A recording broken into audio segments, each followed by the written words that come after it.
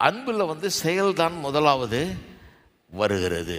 இது வந்து நல்லா புரிஞ்சுக்கணும் பாருங்கள். ஏன்னா திருமணத்தை பற்றி நிறைய பேர் என்ன நினைக்கிறாங்க, இந்த மாதிரி ஒரு கமிட்மெண்ட் டு அன் ஆக்ஷன், அதாவது ஒரு செயலை நான் செய்வேன் வாக்கு கொடுத்துருக்கேன் அதுபடி செய்வேன்றதுபடி அப்படி யோசிக்கிறது இல்லை. திருமணத்தை பற்றி ஒரு பார்கெயின் மாதிரி யோசிக்கிறாங்க இல்லையா? அவங்க வந்து 24ஆம் அதிகாரத்தை ஆதியாகமத்தில் வாசித்துட்டு அவங்க சிலர்லாம் சொல்லுவாங்க, ஐயோ என்னங்க வியாபாரம் மாதிரி நடக்குது அது. ஆபிரகாம் எலியேசர் அனுப்புகிறான், அவன் போய் தேடி போகிறான், சொந்தக்காரன் வீட்டுக்கு போய் ஆபிரகாமுடைய சொந்தக்காரில் பார்த்து பொண்ணு பார்க்குறான், அதையும் எதையும் கொடுக்குறான். என்ன ஒட்டகத்தை கொடுத்துருப்பான் போல இருக்குது, வளையல் நகை நட்டு எல்லாம் கொடுத்துருக்குறான். பொண்ணு அழகாக இருந்தால் 50 ஒட்டகம் கொடுப்பான் போல இருக்குது, அளவு கொஞ்சம் கம்மியாக இருந்தால் 25 ஆகிடுவான் போல இருக்குது. அது ஒரு பேரம் மாதிரி நடக்குது. இது என்னது இது பைபிளில் எப்படி இருக்குது அப்படிங்கிறாங்க. என்னமோ இவங்க ரொம்ப பெரிய இது மாதிரி. இந்த காலத்துலேயும் அப்படி தானே நடக்குது. தான் ஒரு மாப்பிள்ளைக்கு பொண்ணு பார்க்க சொன்னாங்களாம், ஒரு புரோக்கர் போய் பார்த்துட்டுன்னு சொல்லியிருக்கான். பொண்ணு பார்த்தாச்சுங்க, கொஞ்சம் கருப்பு, ஆனால் 2 லட்சம் தரேன் இருக்காங்க. பொண்ணுடைய அப்பா சொன்னாரா, இன்னும் கொஞ்சம் கருப்பாக பார்த்தா நல்லா இருக்குமே.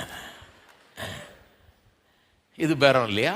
இந்த லவ் மேரேஜஸில் பாருங்கள், அது எப்படி நடக்குது.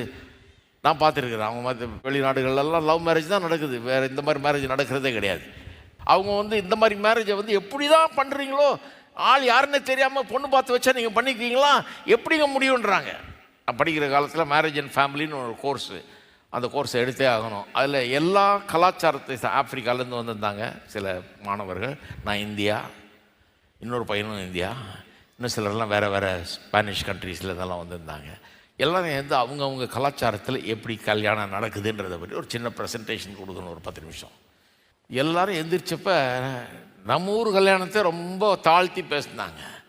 லவ் பண்ணி தான் கல்யாணம் பண்ண முடியுமாக்கும், இல்லைனா எப்படி கல்யாணம் பண்ணுறது, பார்த்து வச்சா எப்படி பண்ணுறதுன்ற மாதிரி நம்ம இது வந்து எப்படி தான் பண்ணுறாங்களோ இந்த இந்தியர்கள்லாம் அப்படிங்கிற மாதிரி பேசினான். நான் எந்திரிச்சு சொன்னேன், யாக்கோபு தகப்பன் வீட்டை விட்டு ஓடி மாமன் வீட்டை நோக்கி போகிறான். மாமா பொண்ணை ரொம்ப தூரத்துலேருந்து பார்க்குறான். பைபிளை வாசித்து பாருங்கள். ரொம்ப தூரத்துலேருந்து மாமாவுடைய அழகான பொண்ணு நின்றுட்டு இருக்குது. பார்த்தோன்னே இவனுக்கு பிடிச்சிருச்சு. ஆஹா, இவ்வளோ தான் கனவு கண்டுட்டு இருந்தேன்ட்டு கிட்ட போனானா அடுத்தது. அப்புறம் அவளை முத்தமிட்டானா. அதுக்கப்புறம் 20 வருஷம் அழுதான்.